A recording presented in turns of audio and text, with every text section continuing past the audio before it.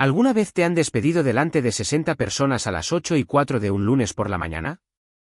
Sin aviso, sin una advertencia, solo un espectáculo barato de un tipo que intenta demostrar que está al mando. Ese era yo. 12 años de servicio, y me sacaron de allí como a un becario que arruinó un encargo de café. Me llamo Javier.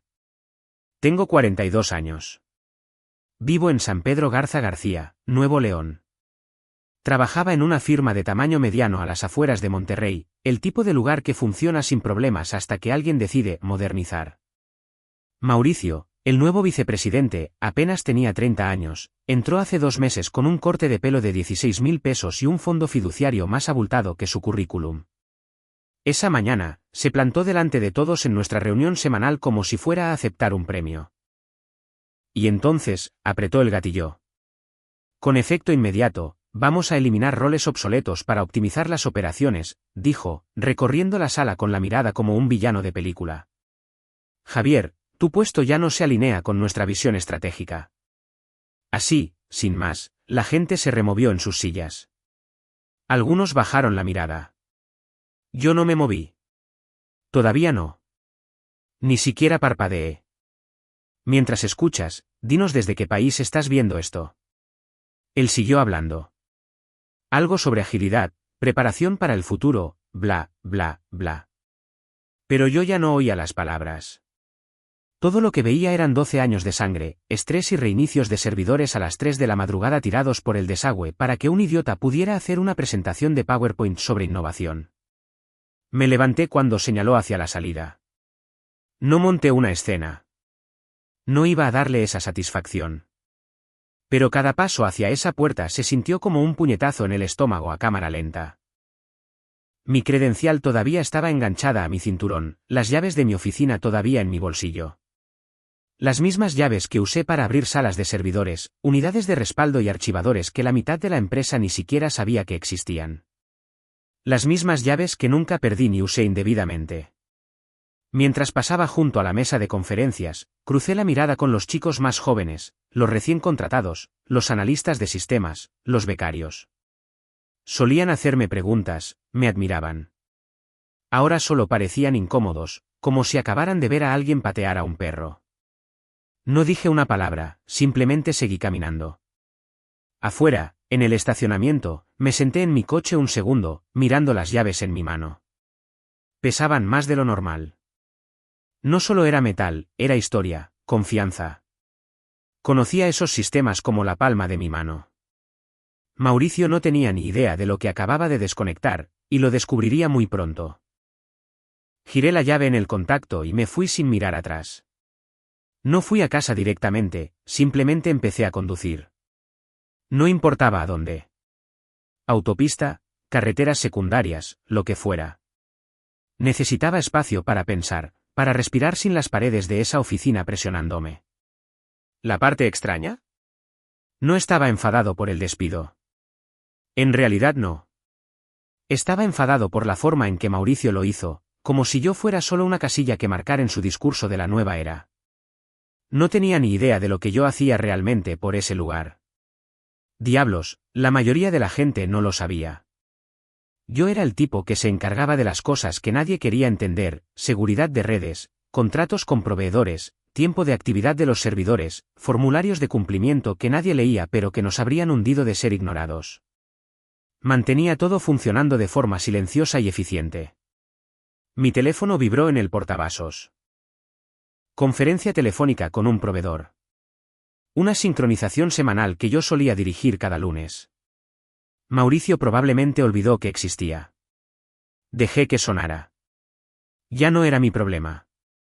La pantalla se apagó. Así, sin más, una parte entera de mi vida se deslizó en la bandeja de entrada de otra persona. Pero estaban metidos en un lío que no podían manejar.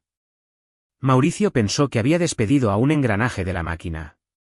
Lo que no se dio cuenta fue que yo construí la maldita máquina, y ahora él la estaba manejando a ciegas. No iba a ser mezquino. Nada de tácticas de tierra quemada. No iba a cambiar contraseñas ni a borrar archivos. Pero tampoco iba a entregarle un mapa. Si quería actuar como si yo no importara, podía vivir con esa elección. Giré en una calle secundaria, conduciendo por barrios en los que apenas me había fijado. Mi orgullo no estaba herido por el trabajo en sí. Fue la falta de respeto. 12 años manteniendo la línea, apagando fuegos antes de que nadie oliera el humo, y el tipo actuó como si yo fuera un peso muerto.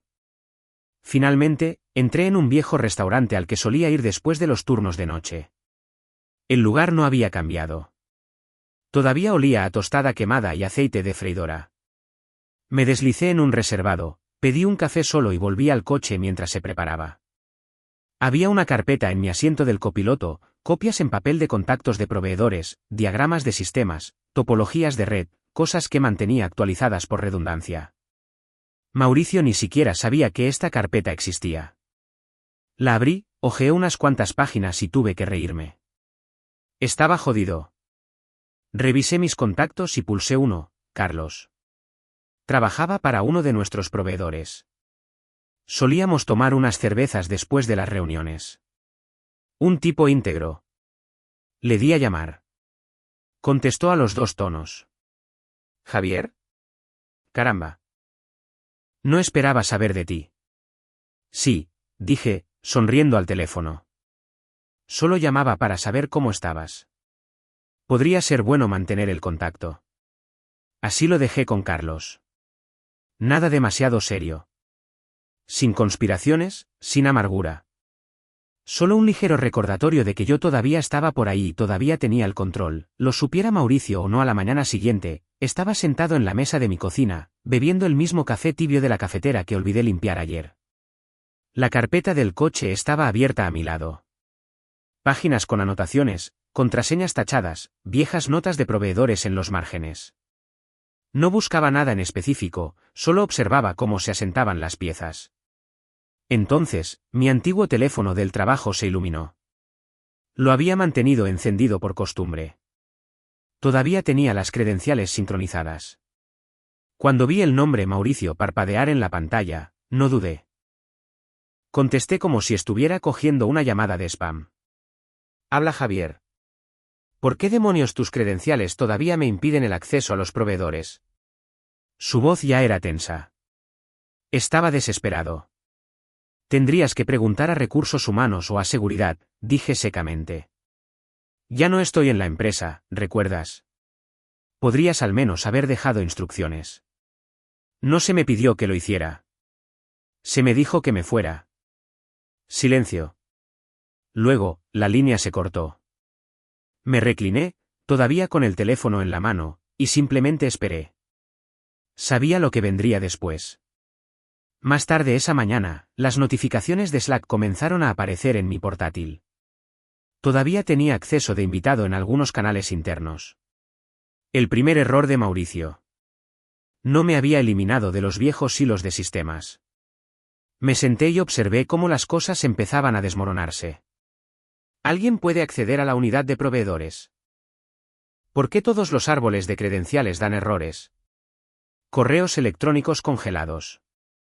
¿Qué demonios está pasando? Seguí desplazándome, sorbiendo mi café. Unos pocos valientes intentaron solucionar problemas. Mauricio intervino a mitad de camino, ofreciendo suposiciones a medias. Alguien le dijo que dejara de intentar anular el panel de administración. Estaba provocando bucles de sincronización recursivos. Fue entonces cuando me di cuenta de lo que había hecho. Intentó saltarse los bloqueos del sistema manualmente. Grave error. Sin entender los árboles de configuración, desencadenó un bucle que ahogó el servidor de correo. El correo interno se colapsó. El acceso a las unidades compartidas se desvaneció. Toda la empresa se quedó a oscuras en una hora. No me moví, no envié mensajes, no llamé. Entonces, Carlos me envió un mensaje de texto: acabo de recibir una llamada de pánico de tu antiguo equipo. No saben cómo entrar en el portal de cumplimiento. Mauricio dijo que se estaba encargando de ello. Jajaja. Sonreí con suficiencia y respondí: deja que se encargue él. Para el mediodía, Mauricio intentó llamar de nuevo. Lo ignoré. Aún no lo sabía, pero su primer gran fracaso ya estaba en marcha. ¿La mejor parte? Yo no había hecho absolutamente nada. Simplemente no estaba allí para arreglarlo. Más tarde esa tarde, le envié a Carlos un PDF saneado de la hoja de contactos de proveedores, omitiendo algunos detalles clave, lo justo para mantener las cosas respirando a duras penas. Para el miércoles por la mañana, Mauricio ya estaba perdiendo el control. Estaba sentado en el porche con una segunda taza de café cuando llegó el primer mensaje de un amigo de nóminas. Oye, Javier, ¿hay alguna posibilidad de que recuerdes el inicio de sesión del backend para la herramienta de impuestos? El equipo de Mauricio no puede entrar. Finanzas se está volviendo loco. No respondí. La herramienta de impuestos no estaba en la nube. Funcionaba en un sistema heredado que yo mismo construí hace años porque ninguno de los de finanzas podía entender ni jota de la estructura de informes. El inicio de sesión ni siquiera estaba en la bóveda de contraseñas a la que Mauricio se jactaba de haber hecho la transición. Estaba en mi cabeza, y ahí es donde se iba a quedar. Mauricio intentó llamar 2 veces esa tarde. Envió un correo electrónico. Luego un mensaje de Slack marcado como urgente. Los dejé todos sin leer. Sabía lo que estaba haciendo: contactar a proveedores, perseguir viejos contactos, probablemente exigiendo soporte de gente que apenas sabía qué eran los sistemas. No había contratado a un reemplazo. Pensó que no necesitaba uno. Bastardo arrogante. Creyó que podía automatizar todo con una aplicación y unos cuantos becarios. Entonces recibí un correo electrónico que me hizo detenerme. Era de Fernanda. Solía ser una de nuestras analistas, ahora en Grupo Atlas, uno de nuestros principales competidores. Asunto: interesada en una conversación. Su mensaje era corto, amigable. Decía que se había enterado de lo que había pasado. Necesitaban a alguien con una profunda experiencia en infraestructura, y recordaba cómo yo había llevado la mayor parte del backend de la empresa sin llevarme nunca el mérito. Tentador, sí, pero aún no había terminado con Mauricio. Esa misma noche, Mauricio envió un correo electrónico masivo a la empresa. Vi que lo publicaron en un hilo privado de Slack al que todavía tenía acceso. Como parte de nuestros continuos esfuerzos de modernización, estamos experimentando dificultades de crecimiento temporales. Agradecemos su paciencia mientras continuamos optimizando las operaciones para el éxito futuro. Traducción: todo está en llamas, pero por favor actúen como si estuviera bien. Mi antiguo equipo se dio un festín. Un tipo publicó un meme de un perro bebiendo café en una habitación en llamas. Otro respondió: optimizando operaciones. Nadie sabe dónde están los datos de cumplimiento. No comenté nada, solo observé cómo se desarrollaba todo. El orgullo de Mauricio no solo se estaba mostrando. Se estaba desangrando delante de todo el personal. No podía admitir que la situación le superaba, y yo sabía exactamente cuánto más hondo podía cavar. A la mañana siguiente, empecé a recibir llamadas de proveedores. Hola, Javier. Me preguntaba quién es el nuevo punto de contacto para los registros de auditoría. Oye, nuestra factura fue rechazada. ¿Alguien más se encarga del cumplimiento ahora? Mantuve mis respuestas cortas. Tendrás que consultar con la oficina de Mauricio. Eso es todo. Nada más. Las grietas no solo se estaban formando. Se estaban expandiendo como una telaraña. Ya no solo observaba el caos. Estaba dejando que la olla hirviera por sí sola. La primera grieta real se convirtió en un socavón ese viernes por la mañana. Estaba a mitad de una carrera cuando mi teléfono vibró sin parar. 5 llamadas perdidas, 3 mensajes de texto, todos de personas de las que no había sabido nada en semanas. Cuando finalmente revisé las notificaciones, vi el asunto que me hizo sonreír: urgente, fallo en auditoría de seguridad, revisión regulatoria activada. Su cliente más importante, Tecnovectra, había enviado un aviso formal. La empresa se había saltado una comprobación de seguridad obligatoria que yo personalmente había programado para que se renovara automáticamente cada trimestre, hasta que Mauricio la optimizó. Ahora llevaba 6 semanas de retraso, y el descuido había activado una auditoría automática. Mauricio estaba frito. 1 hora más tarde, mi teléfono sonó de nuevo. Número desconocido. Contesté. Javier, soy Sofía, dijo una voz, tensa, controlada. Era la directora financiera.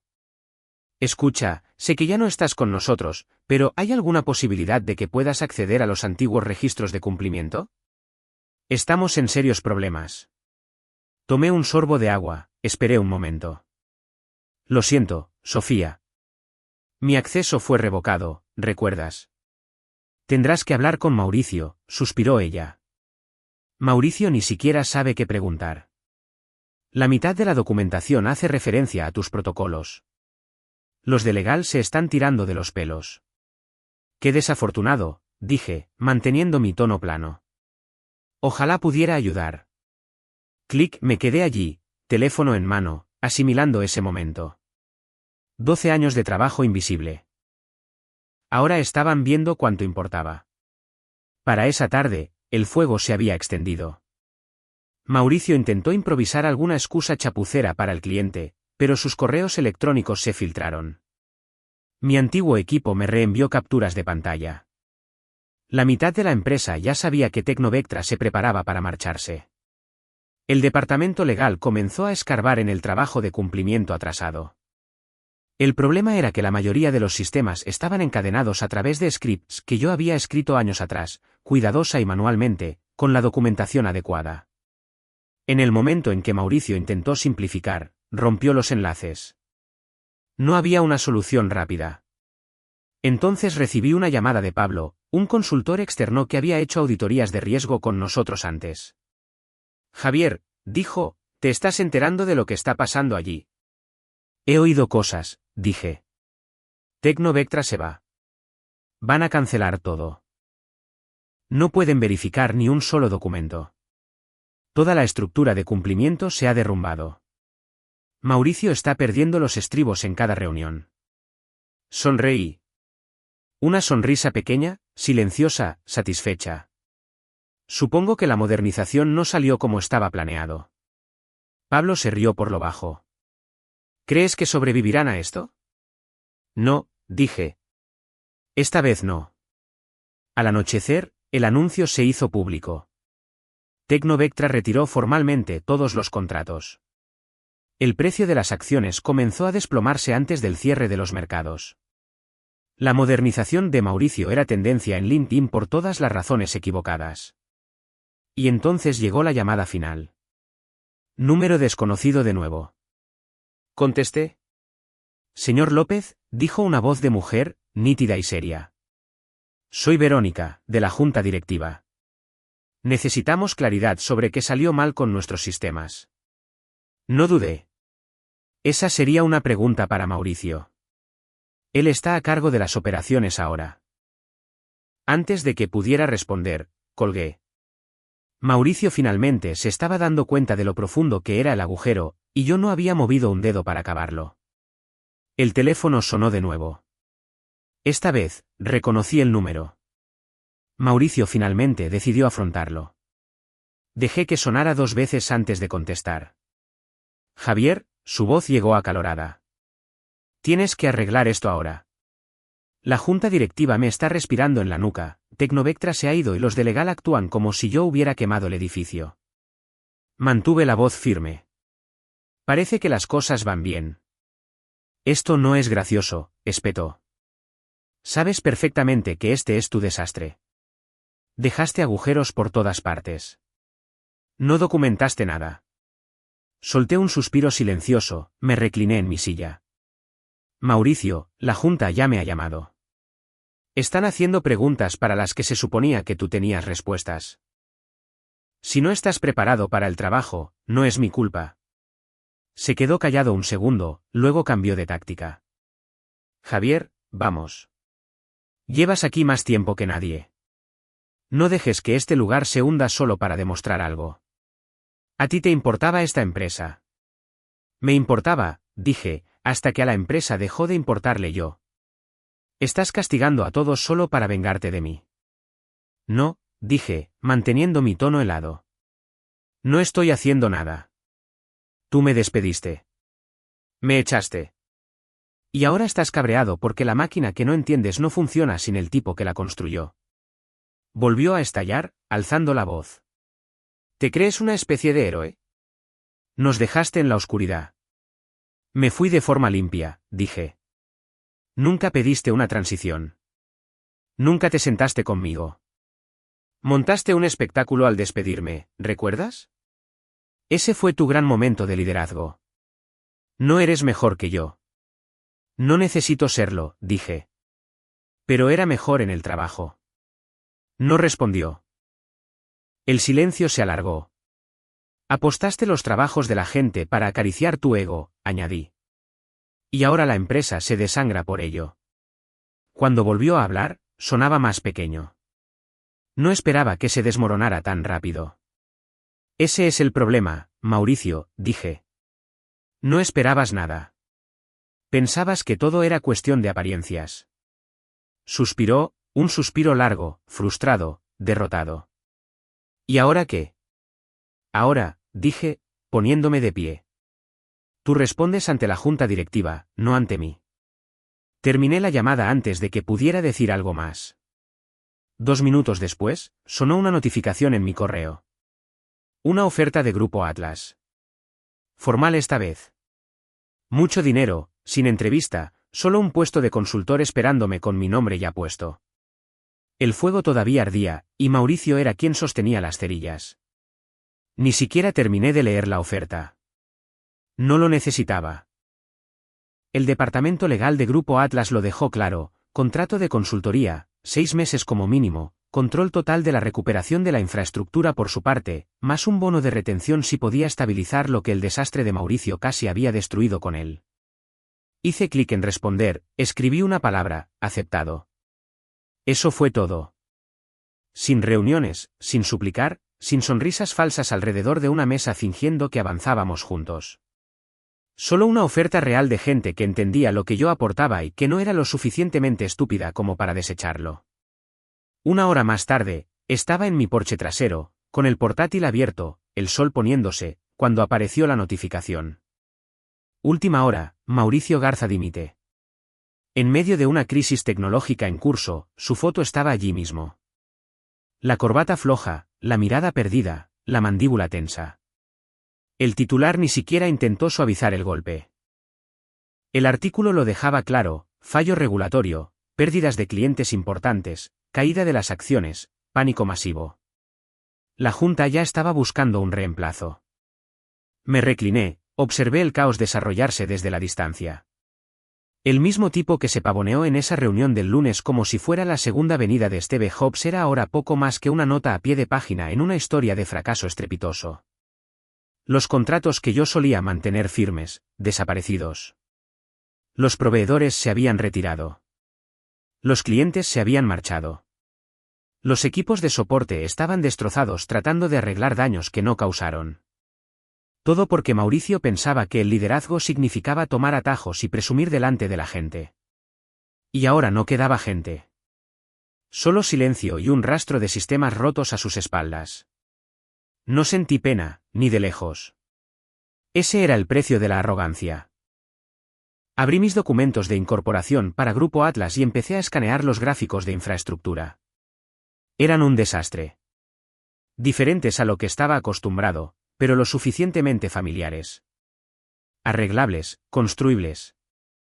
Esta vez lo haría de manera más inteligente, con autoridad, con gente que conocía el valor del trabajo de base antes de los focos. Mi teléfono vibró de nuevo, esta vez era de Fernanda.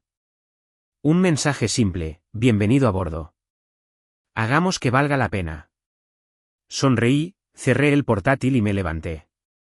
¿Javier López, exadministrador de sistemas? No, ese tipo estaba acabado. Ahora, yo era el que tenía los planos, aquel al que recurrían cuando todo estaba en juego. Y esta vez, no estaba solo entre bastidores. ¿Qué habrías hecho tú si estuvieras en el lugar de Javier? ¿Ayudar o dejar que todo ardiera? Deja tu respuesta en los comentarios. Y no te olvides de dar a me gusta y suscribirte para más historias de venganza.